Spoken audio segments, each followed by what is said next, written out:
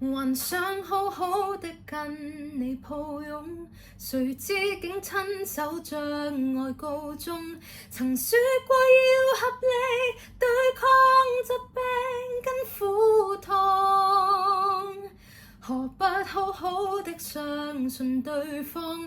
何要推測最壞結果？引力法則已生效，將你跟我吸進漩渦。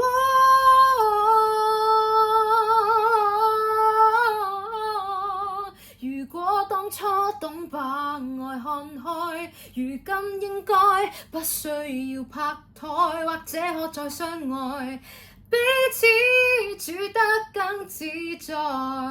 誰不愛，仍很感激你鐵人能耐，饒恕了我屢不更改，曾固執對錯，這刻都只不過塵埃。